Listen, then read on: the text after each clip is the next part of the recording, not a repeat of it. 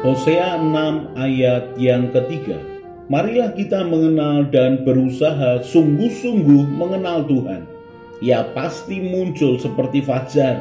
Ia akan datang kepada kita seperti hujan pada akhir musim yang mengairi bumi. Sampai dengan hari ini, Tuhan masih berbicara kepada kita manusia. Tuhan bisa berbicara melalui firman yang didengar, melalui suatu peristiwa yang terjadi, melalui orang-orang yang kita temui, melalui jamahannya dalam hati kita, juga melalui pengalaman supranatural lainnya.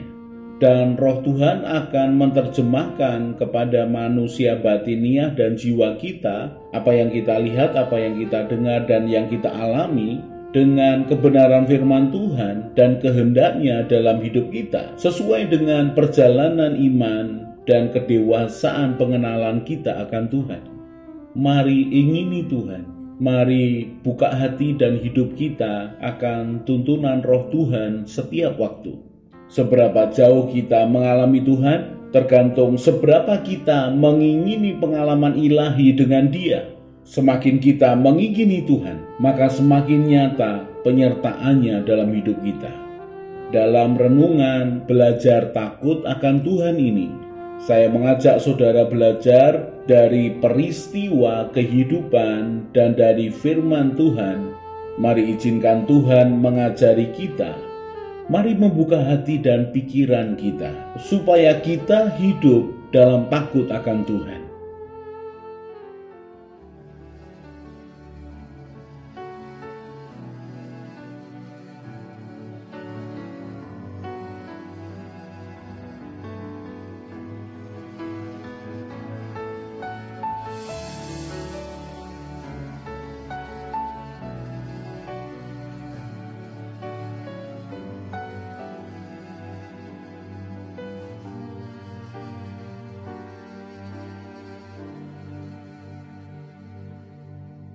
Kasih setiamu Tuhan lebih dari hidupku,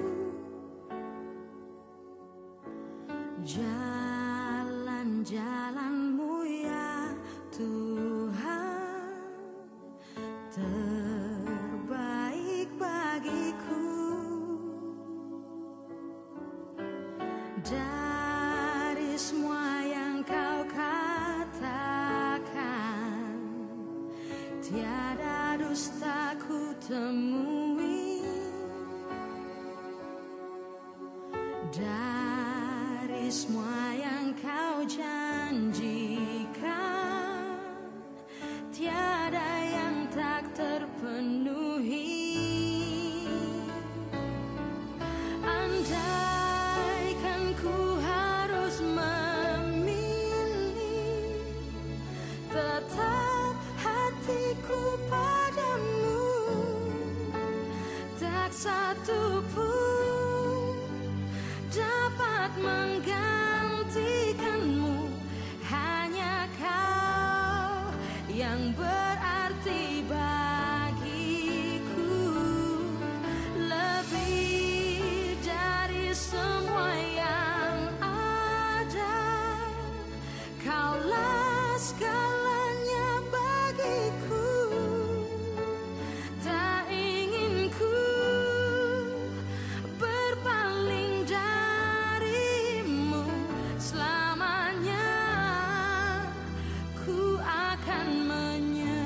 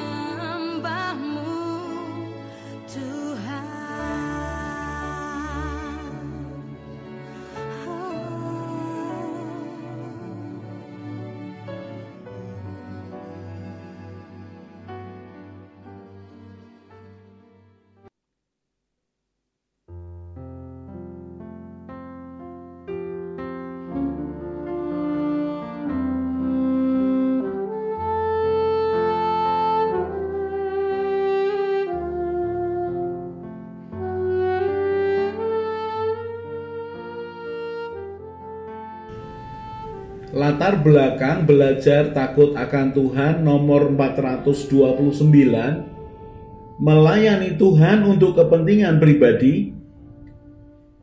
Di masa-masa itu saya sering terlibat dalam kepanitiaan kebaktian kebangunan rohani. Dan karena kebaktian kebangunan rohani itu diadakan di banyak tempat dengan jadwal yang padat, maka saya ini mendapatkan kehormatan untuk bertemu dengan banyak hamba Tuhan dari banyak gereja. Saya senang mendengarkan kesaksian pribadi para hamba Tuhan ini ketika dipanggil masuk dalam pelayanan oleh Tuhan. Tetapi saya kemudian menyadari tidak semua hamba Tuhan memiliki motivasi yang baik dan tulus. Ada hamba Tuhan yang melakukannya dengan tulus, ada hamba Tuhan yang melakukannya dengan motivasi tertentu. Ada yang memang memiliki motivasi materi, kepentingan diri sendiri ataupun kepentingan gerejanya sendiri, tanpa bisa melihat bahwa KKR ini diadakan lebih kepada membangun untuk kepentingan gereja secara universal. Saya belajar banyak dari peristiwa bertemu dengan hamba-hamba Tuhan ini. Lalu pembelajaran apa yang saya dapatkan? Mari kita dengarkan akan renungan ini. Belajar takut akan Tuhan nomor 429. Melayani Tuhan untuk kepentingan pribadi. Sejak muda saya terbiasa terlibat dalam kepanitiaan KKR atau kepanitiaan hal yang rohani. Saya belajar sejak masa muda bahwa ketika melayani Tuhan, maka itu adalah kehormatan besar untuk bisa menyatakan cinta kasih kita sebagai balasan karena Tuhan sudah berkorban buat kita. Sehingga untuk kepanitiaan KKR itu saya terbiasa untuk berkorban. Pada waktu itu gereja mengadakan KKR di banyak tempat, lalu bergantian para full time-nya menjadi penghubung untuk panitia setempat. Dan saya akan menceritakan pengalaman yang mengagetkan saya berhubungan dengan panitia KKR setempat. Hal ini saya sampaikan sebagai pembelajaran buat semua kita. Menjadi cermin dan pengalaman bahwa panitia KKR di kota-kota lain itu bisa berbeda-beda. Pada malam hari itu saya menghadiri rapat panitia KKR yang akan diadakan di kota itu. Saya berada di tengah-tengah panitia KKR yang sedang sibuk rapat memutuskan anggaran. Memang rapat malam itu untuk memutuskan seberapa besar biaya yang dibutuhkan untuk KKR-nya. Setelah mengikuti beberapa saat, maka panitia lokal menyampaikan akan anggaran KKR-nya. Ketika saya melihat anggaran yang diajukan panitia, membuat saya terkejut, benar-benar mengagetkan, karena angkanya fantastik, membuat heboh. Saya berikan contoh, salah satunya adalah anggaran si acara. Total anggaran yang diajukan adalah sekian ratus juta. Yang terdiri dari kelompok paduan suara dari beberapa kampus, tetapi mereka semuanya itu dibayar dengan uang per orang. Jadi angka untuk paduan suara saja sudah puluhan juta. Kemudian untuk seragam paduan suara dihitung per orang sekian ratus ribu, totalnya sekian puluh juta rupiah. Kemudian ditambahi lagi dengan ratusan penari, pemain drum band, penyanyi, dan pemain musik. Semuanya diberikan persembahan kasih alias dibayar.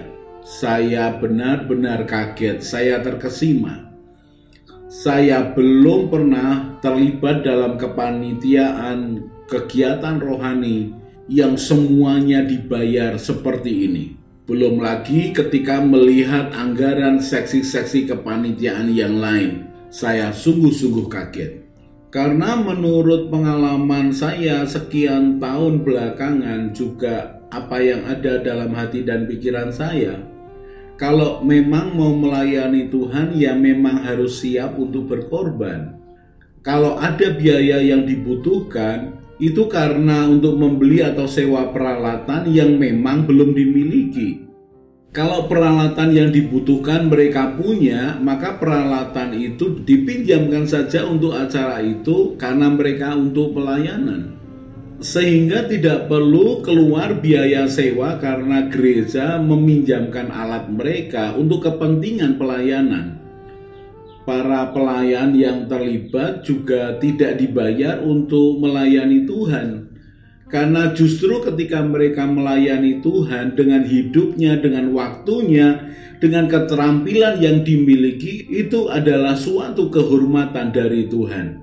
Jadi, saya tidak bisa mengerti konsep pikiran panitia untuk melayani Tuhan di kota itu dengan menganggarkan biaya yang luar biasa fantastis. Tetapi saya bersyukur bertemu dengan mereka karena saya kemudian memiliki wawasan dan pengalaman dimensi melayani yang beragam. Juga saya bertemu dengan konsep melayani dan berkorban yang berbeda untuk Tuhan. Di gereja tempat kami ini diajarkan untuk ambil bagian dalam pelayanan secara total.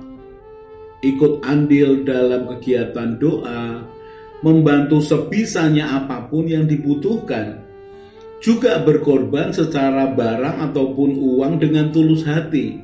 Semuanya itu diajarkan sejak lama sehingga jemaat terbiasa melayani dengan sepenuh hati walaupun mereka korban. Mereka bersuka cita ketika dilibatkan untuk bisa memberikan korban dalam pelayanan.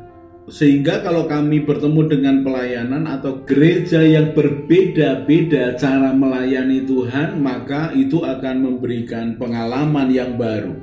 Sebenarnya membuat KKR ini sudah dilakukan gereja sekian kali, sekian tahun ini.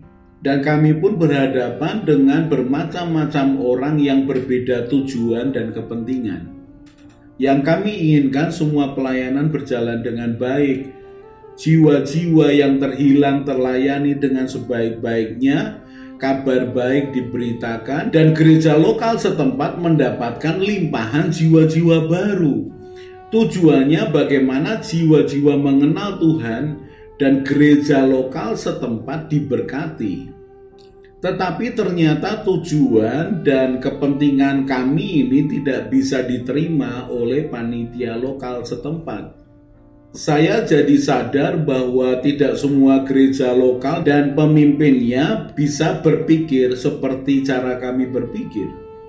Berpikir bahwa pelayanan kepada Tuhan bukanlah hanya acara semata. Pelayanan ini adalah ekspresi cinta kepada Tuhan dan kepada domba-dombanya yang terhilang. Pelayanan ini juga memberi dampak kepada siapapun yang melayani termasuk gereja lokal setempat. Kalau panitia hanya berpikir bahwa kegiatan rohani ini hanya acara saja, maka pikirannya hanya semata-mata bagaimana kegiatan acara ini berjalan dengan baik. Padahal kegiatan rohani tidak semata-mata hanya acara. Dengan terlibat melayani, maka semua orang yang melayani terbuka untuk dilatih hatinya, dilatih manusia rohnya, dibentuk karakternya, juga saling membentuk karakter orang lain, dan ada upah kekal di surga yang tersedia. Ketika kita bisa melihat bahwa KKR adalah sebagai kesempatan ilahi untuk memberi dan melayani, membuat hati yang ingin membalas kebaikan Tuhan itu mendapatkan kesempatan yang bagus. Apalagi yang bisa aku lakukan untuk membalas kebaikan dan kasih setiamu ya Tuhan. Inilah kesempatan melayani Tuhan dengan melayani jiwa-jiwa yang membutuhkan pertolongan. Kalau kita bisa bersikap bahwa kegiatan rohani ini membuka kesempatan untuk belajar dan belajar lagi tentang Tuhan, tentang pekerjaannya, dan tentang dunia pelayanan yang berkorban. Tetapi saya kemudian sadar bahwa ternyata melayani dan berkorban itu harus dilatih dan dibiasakan. Kalau tidak dilatih dan dibiasakan, maka mata kita akan memandangnya sebagai kesempatan untuk mencari keuntungan pribadi. Kalau kegiatan rohani hanya dilihat sebagai acara kegiatan saja, maka setelah selesai semua kegiatannya, kita tidak mendapatkan upah surgawi yang berdampak kekal di surga. Kalau kita tidak menabur, maka kita tidak akan menuai. Menabur dalam pelayanan dengan sikap hati yang benar, menabur sikap hanya untuk kepentingan Tuhan dan jiwa-jiwa, menabur tenaga, menabur waktu, menabur uang, menabur dengan segenap hati untuk Tuhan, membuat benih-benih ilahi banyak ditebar supaya kesempatan menuai yang ilahi menjadi lebih banyak.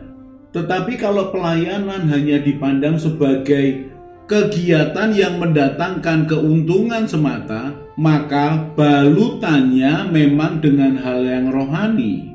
Tetapi Tuhan bisa memandangnya dengan sangat jelas, maka hanya sangat sedikit benih ilahi yang ditaburkan, atau bahkan tidak ada benih ilahi sama sekali yang ditaburkan, karena acara rohani ini hanya untuk kepentingan diri sendiri yang menguasai hatinya.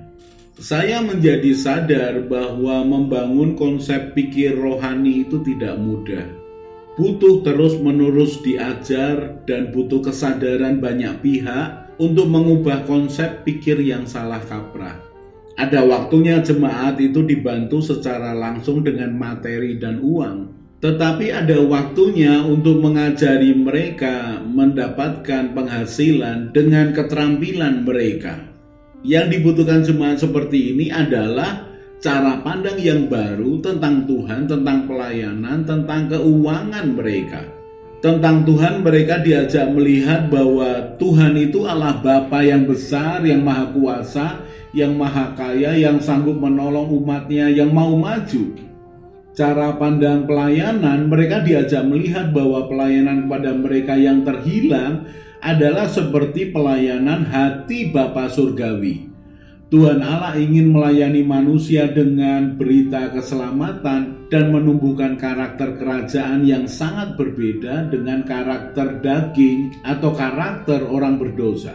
Saya juga bisa melihat bagaimana Tuhan juga berusaha keras mengajar umatnya Israel untuk memiliki mental kerajaan surga. Melalui padang pasir sekian puluh tahun, melalui pekerjaan Tuhan yang besar, tetapi tidak semuanya menghasilkan karakter kerajaan surga. Tetapi bangsa Israel hanya bisa berkeluh kesah, menuntut dan menerima saja. Merenungkan akan kejadian bertemu dengan panitia KKR, kemudian membandingkan dengan kebiasaan yang dibangun dalam gereja lokal, maka kemudian muncul dalam hati saya doa yang berseru-seru kepada Tuhan. Tuhan, ajari kami semua untuk melihat hati-Mu. Ajari kami semua untuk mau dibangunkan karakter kerajaan surga yang baru. Tuhan, limpahi kami dengan hati yang mau rela dibentuk dan rela diajar. Matius 16 ayat 18-19. Dan aku pun berkata kepadamu, engkau adalah Petrus, dan di atas batu karang ini aku akan mendirikan jemaatku, dan alam maut tidak akan menguasainya. Kepadamu akan kuberikan kunci kerajaan surga. Apa yang kau ikat di dunia ini akan terikat di surga, dan apa yang kau lepaskan di dunia ini akan terlepas di surga.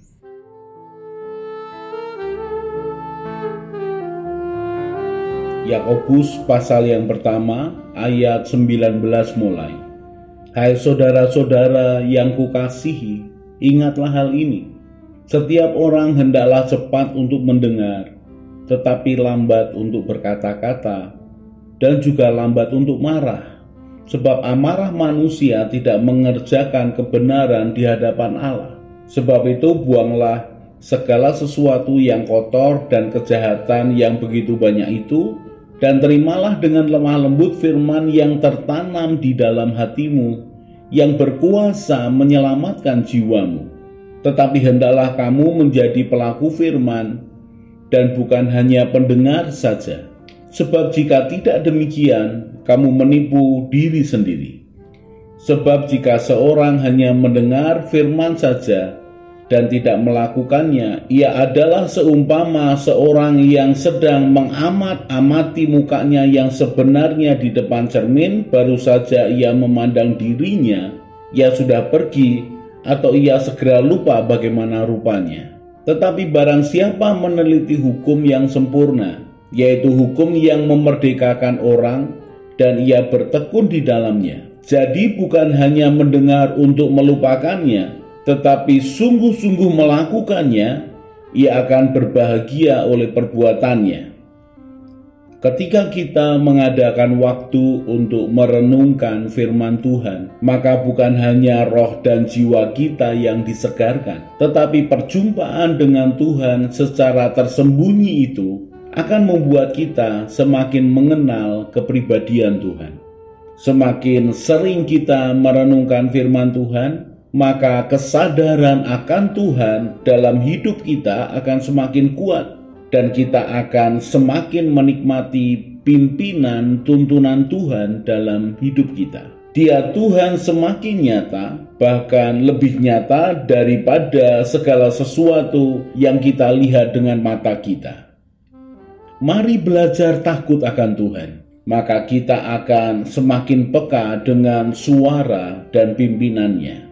Mari mata kita tertuju kepada Tuhan Yesus dan hati kita melekat kepadanya. Maka pengajaran, tuntunan, dan penyertaannya akan semakin nyata dalam hidup kita.